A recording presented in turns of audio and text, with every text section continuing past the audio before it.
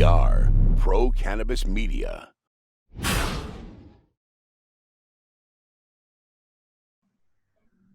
everyone. Welcome to another edition of Weed Talk Now. I'm Jimmy Young, the founder of Pro Cannabis Media. And I'm Curt Dalton, the founder of Cannabis.net. And we are so happy to have another CEO amongst us. His name is Kobie Evans, and he is the proprietor, along with Kevin Hart, of Pure Oasis, Boston, Massachusetts, first inner city adult use dispensary that's not open. Hi, Kobie. That's our claim to fame. It's weird. How is it going for you, and how difficult has this time been?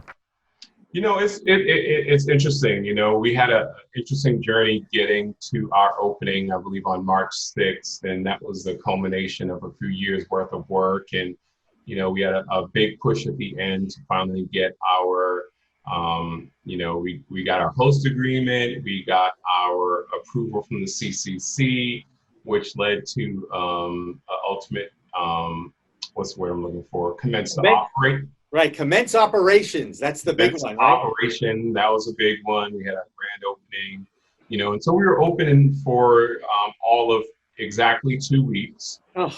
And then pretty much we opened on a Monday. 2 Mondays later, the governor made the proclamation that, we were doing the shutdown.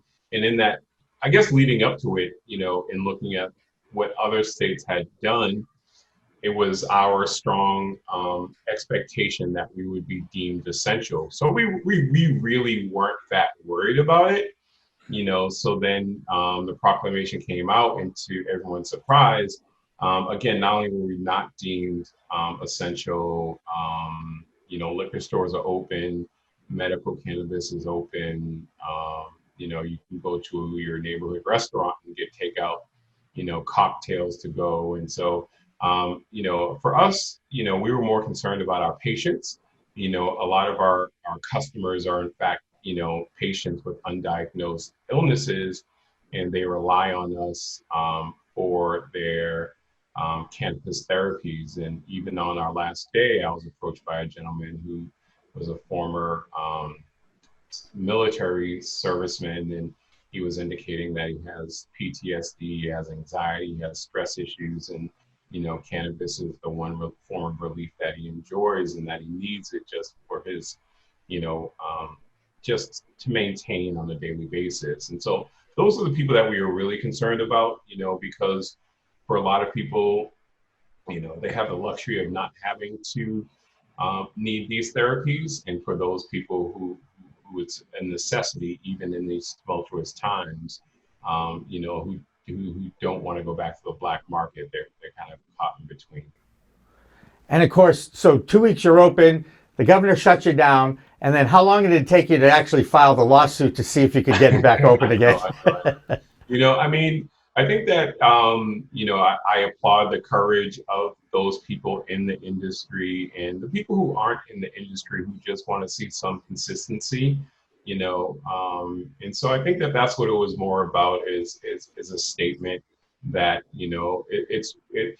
we can't keep isolating people in the industry as they're doing something nefarious, and we have to move past that. And people have their hangups about it, but day by day we are countering those arguments. And I think it was more of a statement that as a Commonwealth, as a country, we have to move forward and look forward in terms of how we treat people in this industry, and we need to acknowledge them and accept them and not continue to ostracize them. Oh, 100%. Curt, I know you've got a question for Kobie too. Yeah, on the entrepreneur side, not to rub salt in wounds, I'm just curious, as your business model, which was more gut-wrenching, the long process to get open as an SE and EE applicant and everything you had to go through, or being open for 2 weeks and then having it shut down? Which one was a bigger? It's a double-edged sword, and I'm in a very unique position as a business owner with employees that I consider family and friends. And there's a little bit of solace. I think that the hard part is, not being there for our customers who rely on us. And then the other edge of that coin, the other side of that coin is, our employees who we care about, and we want to make sure that they're safe and they're healthy. And, unfortunately, if we're not open, the silver lining is that they're not on the front line, and we're trying to keep them as safe as possible and healthy, and, not exposing them and ultimately exposing their family. So, it's a two-headed coin. And just to answer your question, ultimately the road to getting our commence to operate was definitely the hardest and the longest. And with that required a lot of energy and activity and working and losing sleep. And, in this state where we are now, literally, functionally, we don't have to do anything, if you understand that. Like, we just have to wait, and we don't have to fight anymore. We don't have to try and, win any battles. We just have to kind of wait it out, and we'll be back open. So the hardest part was just getting the commence to operate. Right now, we're just chilling, we're hanging out. You had mentioned earlier the liquor stores, the picking up the cocktails, and Jimmy and I have talked about this. Why couldn't recreational found a middle ground like that, with you guys are all using electronic menus? I believe you have the ability to make appointments with them. You could have transitioned to everybody stay in their car, we'll bring it out to you, much like Five Guys is doing. Was there ever any discussion with the governor or like a proposal to say, hey, I get it, you don't want big crowds standing next to each other, but we have the technology to make this work? Or is it just you don't want to hear it? Yeah, I think that, as we were leading up to that day in late May, I think that, the CCC had a plan in place, because again, Massachusetts isn't the first state in the country that has needed to be reactive in this pandemic. So other states have rolled out operation plans for curbside pickup, for order ahead, for all those things. And even, looking at other states, you can look right here in Massachusetts. I was just at Home Depot. I was at Target yesterday.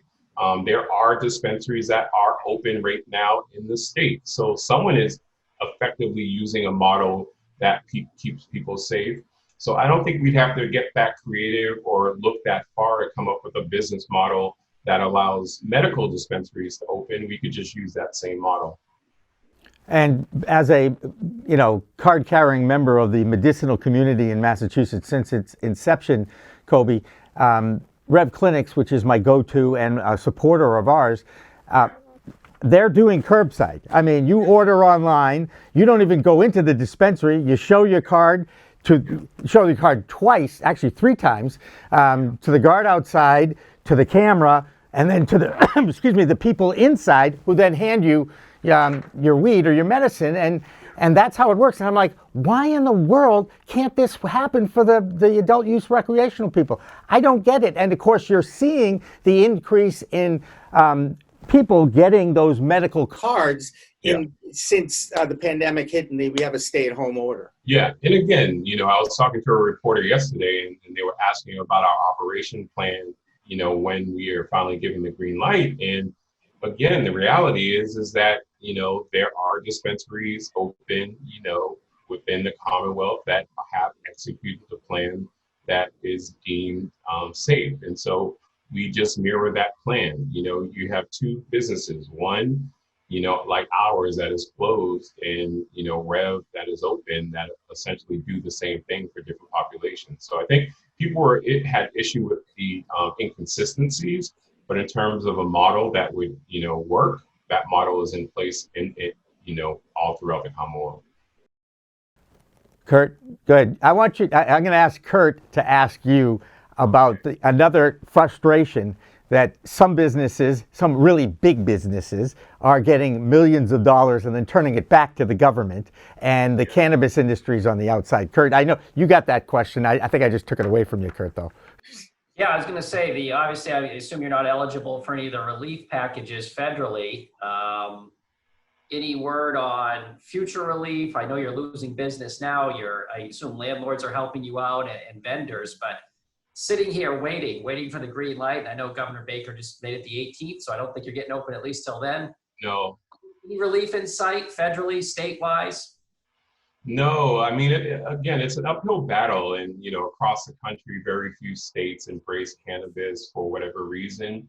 We do contribute to the tax basis for the state, and we want to be good business partners and good community partners, and so we strive to achieve all those marks in those areas. But unfortunately, I guess it's just too soon in the life cycle of the cannabis industry for us to be fully embraced and to be recognized. So, within that, there's a challenge. And I think that this highlights the need for overall acceptance and inclusion. But I think that we are the test case, and, downstream, there will be some legislation to recognize our industry as important. We are one of the fastest growing industries in the world, in the country. So you can't help but recognize us, and over time we will command that attention. But for now, we're SOL. I mean, it's we pay our taxes. We don't get any write-offs. We don't enjoy the benefit of any other business, and so we're on an island, if you will. And so with that, I appreciate the fact that all the different organizations and associations are fighting on our behalf. But it's a journey. It's going to be a marathon. It's going to be some time before we're fully embraced and accepted. Well, as much as I don't hope that there will be another peak of COVID cases around the country once these states, open up slowly, perhaps the next time they shut us down or shut down the industry, they'll understand that maybe we should make an exception here, make the adult use recs. Did they learn a lesson? I don't know. They're politicians. I am so sick of the politicians. It's ridiculous. But as they treat cannabis as a necessary evil weed, okay, I guess we as a citizenship have to treat our politicians as a necessary evil, representative of our wishes. How can you fight City Hall, Kobie, again? I mean, you know what? Honestly, I have to commend, the politicians that have went out on a limb to be supportive to me personally, to Pure Oasis as a company, to the industry as a whole. And, the mayor of Boston, at first, he seemed to be reticent regarding its rollout, but he's been one of our staunchest supporters. One of our local state reps, China Tyler, Sonia Chang Diaz, I believe. So she's in the Congress for the state, Nick Collins. There's a few people on the local and the state level who have been very supportive. And I think that that's part of, progress. And there's a progressive arm of politics who want to be new, who want to be young, who want to be forward thinking, and who want to kind of, shift the paradigm. And it's tough because you are out on a limb against an institution that isn't ripe for change. And so it's a risky endeavor for a lot of these politicians to be in support of us. But this is, the toothpaste is out of the tube for cannabis in Massachusetts. And no matter how much people want to deny it, this is here, and it's only going to be a growing industry. So, it's a sea change is coming, and with time, more people will embrace it. But right now, it's a struggle, and it's not on a lot of people's radar, but eventually it will be. So Go ahead, Curt. Go ahead. The prevailing smartest guy in the room talk is, hey, this big recession is going to help legalization. We're going to need jobs, tax revenue. Throw it against the wall, get America's working. So we did a piece on cannabis.net, the World War Z 10th man. All right, be the guy that argues against that, even though I do believe in that. Yeah. Where are you at on coming out of COVID, recession, helps or hurts federal legalization? What's your thoughts on it? I think that this is a groundswell, and I think that the legalization across the United States is going to be on a state by state basis. And I think that what we'll look at is that there are certain industries that generate a lot of tax revenue, and are functionally recession-proof. And I think that cannabis is one of those industries. So like it or not, it's going to be an industry that you want to encourage for the fact that it generates the tax revenue, is recession-proof. And we're hiring, we're even hiring in this, tumultuous state right now because there's a lot of talent out there. And so again, we're going to be hiring and adding to the workforce. And these are the things that politicians want and they need. And so it may not happen, it may not be a light switch that happens on the federal level, but as there is critical mass from state to state, eventually the country as a whole, the federal government, will be forced to recognize it and support it. There's actually a news item today that kind of supports what you just said too, Kobie, and I don't know if you've heard, but the DEA has removed CBD from the controlled substances list. And again, it's small steps, small gains that hopefully will lead to a larger gain, whether it's federal decriminalization finally and acceptance. Another small step though, that's got to be good news for you though. I mean, again, we're going to take every, small wins can win a war. And so we're going to take everything that happens in our favor across the industry. And, functionally, we're happy that CBD, the cousin of the cannabis plant, is being recognized because that kind of opens the doorway for more acceptance. But again, as you get, more and more states executing their right, then at a certain point, again, you're going to reach critical mass where it makes no sense for the federal government to try and prohibit it when, the vast majority of states support it.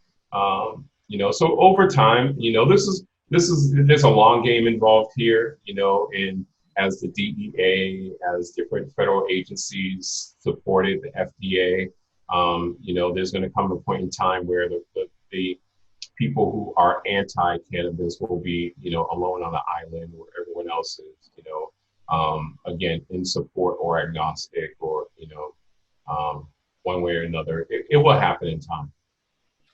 So all other issues aside, does cannabis legalization at the federal level look better under a second Trump term or a first Joe Biden term? I don't know. I mean, I think that, there clearly has to be a groundswell, and I think that it's a function of what is the prevailing issue of the country at the time. I don't think that it's in the top 3 issues, and as you get more prevalent issues, it gets pushed down in prioritization. I still don't think that it is going to ultimately be within the next 4 years, irrespective of whoever the president is, legalized. I think what you will find is that, you're going to get more of a relaxed opposition. If it was Joe Biden, you're probably going to get, it may be decriminalized. Will it be legalized on the federal level under Joe Biden? I doubt it, but it will probably be decriminalized. So I think that it's going to be baby steps. I think that, again, we live in an interesting and a good country where states can execute their right and they can legalize it, and it can be legal in every state, but, illegal on the federal level. And I'm not sure how many people from a federal standpoint are going to federal prison over, a gram or, half a pound of weed. It's more of a state issue in terms of how they prosecute and criminalize cannabis. And that's the real win is, what happens in the local municipality or the state. That it has a greater effect than if it was legalized on the federal. I mean, yes, it's important, but I think it's more symbolic on the federal level because, again, as long as the state executes their right, I think that's where the bulk of the progress is. Albeit, I wouldn't be upset. I would definitely celebrate if the federal government decriminalized and legalized. I just, again, endemic to whether you're in Massachusetts or in Congress or the federal government, the same kind of body politic prevails where you have people that are just reticent to anything new. So I think, it's going to take some progress before you see a senator who fully embraces it. Recently, in the past week, our friends at Rev Clinics ended up getting their lawsuit disposed, I believe is the official term, opening the door for more economic empowerment candidates to apply for adult use recreational licenses in the city of Cambridge. Is that an area that you'd like to get into? Not necessarily. I mean, from an economic empowerment standpoint, it seems like Cambridge might be very saturated. I think that at the end of the day, Rev Clinics paid the price for the state as a whole. I think that there exists in Massachusetts a large swath of people who don't know what equity is, who don't understand what the economic empowerment program is. The Mass Municipal Association came out early and said that their member cities and towns were going to prioritize companies that were able to pay the higher rate in the host community agreement fee, and that they weren't going to take economic empowerment into consideration. So what that did was that it really it pushed back on the opportunities for people like me who were looking for equity in Massachusetts. And the voters of Massachusetts voted on a ballot measure that not only allowed for adult use recreational sales, but it also allowed for equity to be delivered in the state. And by not recognizing economic empowerment, you bifurcated, two things that were supposed to be conjoined. And so as a result, you didn't have the numbers of economic empowerment that were, like myself, being awarded host agreements. So as a result from that, cities like Cambridge had to kind of get ultra aggressive in creating a lane for economic empowerment applicants. And so, I think that at the end of the day, Rev Clinics was trying to protect their business interests, and Cambridge was trying to preserve the interest of the voters, the interest of the people of the Commonwealth who voted for equity. And so I think that had equity been embraced across the state, then Cambridge wouldn't be in that position, and Rev wouldn't be in that position as well. Yeah, I think Jimmy and I have talked about that too. I always thought that was, it was not an open and shut case. I understood both sides of it. Yeah, it's nuanced. It's so nuanced, that case. It wasn't this big pharma or the aristocracy coming in to squash people. There's a good argument on both sides, and I see both point of view. So hopefully there'll be a good community rounding after all the filing and appeals, that we can all just kind of move forward with it. Yeah, and I think that more so it was a signal to other towns, and there has been progress made in terms of the recognition of why equity is important, and also highlighting different multi-state operators who are trying to game the system and trying to create some parity. And I think that this was a test case, for a city that was willing to go full tilt to make sure that there was parity. I can't say that, it was Rev. It could have been Sarah. It could have been, Netta. It could have been any other, operator in that position. And at the end of the day, I think most of them would ultimately pursue the same path. Ultimately in this case, it just happened to be Rev, and an example was made in Cambridge. So I mean, I think that ultimately, again, I don't see that there are a ton of economic empowerment applicants that are trying to take over the state and monopolize the industry. I think a better plan going forward would have been, 75, 60, 50, some number of applications would be designated for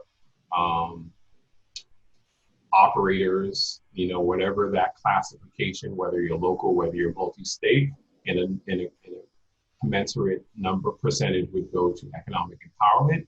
And that way you have, some sort of balance between the two. But when it becomes a free-for-all, money will always win in that instance. And I think that that's where you create instances of perceived injustice. But if you say, okay, here's how the pie is going to be divided, there were a finite number of economic empowerment applicants. So you kind of know, if you take 120 and divide it by the X amount of towns across the Commonwealth, especially with Boston having access to 50 licenses, you can find parity somewhere. Interestingly enough, last week, actually it was 2 weeks ago now, Curt and I had a great conversation with Bruce Linton and with Joe Lusardi, the CEO of Curaleaf. And he made an interesting comment that stuck in my mind, especially after you went through some of the other adult use recreational stores in the greater Boston area. What Joe said was, you know what, we really don't have competition. We're all in it together. It's a $100 billion industry. There's going to be plenty to go around. Do you echo those thoughts? I think that yes and no. I think that once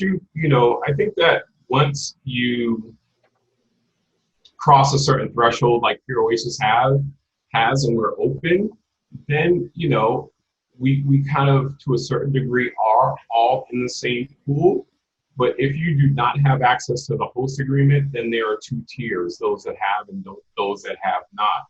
And even within that realm, you have 98% of all dispensaries formerly were medical, and so they kind of got a fast track into becoming operable. And so there's a clear divide between who has access and who does not. And from our perspective, for the most part, we are on the outside, struggling to make inroads. But for some of the reporting by the Globe, our path would still be, littered with obstacles.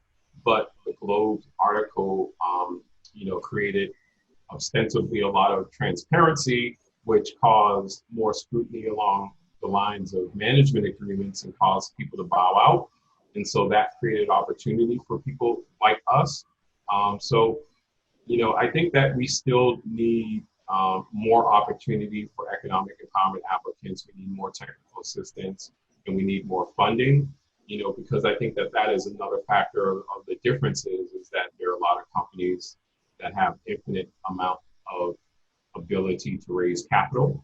And then there are people like us, who have to either get by on a shoestring budget or get creative. And that's the hard part. But, I think that if you had, two different tracks where if you were economic empowerment, you were guaranteed some sort of access. But when you aren't guaranteed that access, you either get left behind or, you have to get creative with your funding. Gotcha. Can I ask a question? I was there on your opening day. It seems like, by the way, it was about a year and a half ago. I know, right? It's just been a long time inside. But I noticed you didn't have a sign on the outside of the building. How did that come about?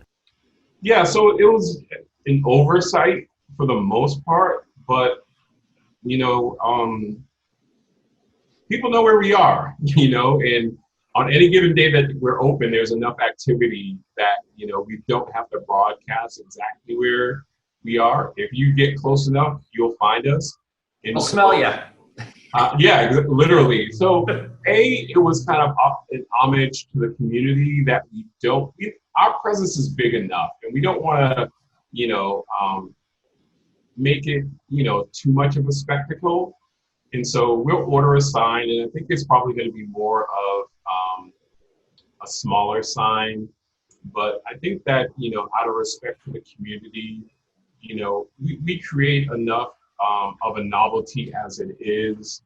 We kind of wanted to keep our profile as small as possible, just so that we are not a burden to the community. Well, I think you're an asset to the community. And I also think your logo is really cool. That's why I'm saying. Our logo. We like our logo. So you should like your logo. It's nice. That's what. Put it up on a. a smaller version of it on the building, but you know, we didn't. I mean, again, we get so much traffic, and then when people are driving by, it becomes a spectacle. But people know how to find us, and they know how to reach us. So you know, and then in the middle of, literally, we sent the design out to a manufacturer, and then COVID happened, and you know, here we are.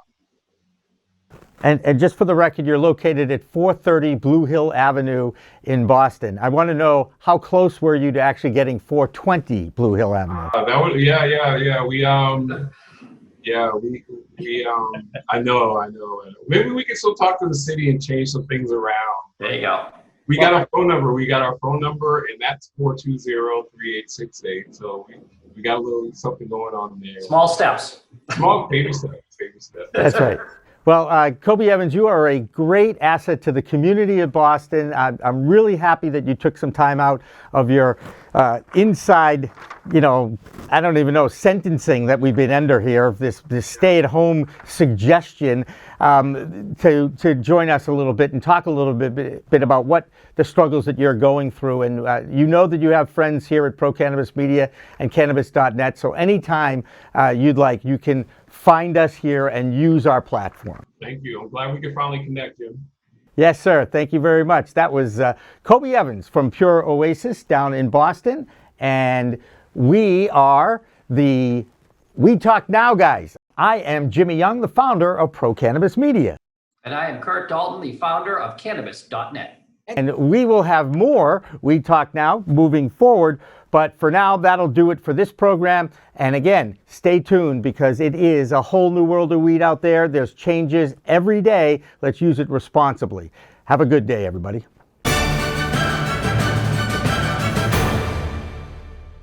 Weed Talk and In the Weeds are two productions of Pro Cannabis Media, supported by Revolutionary Clinics, one of the top medical cannabis dispensaries in the Massachusetts area, now with 3 locations in Greater Boston, 2 in Cambridge and 1 on Broadway in Somerville. Rev Clinics has a patient-first mission. They will customize your needs as a medical patient with the proper titration and combination of strains, flavors, and products. Rev Clinics, where the patient comes first.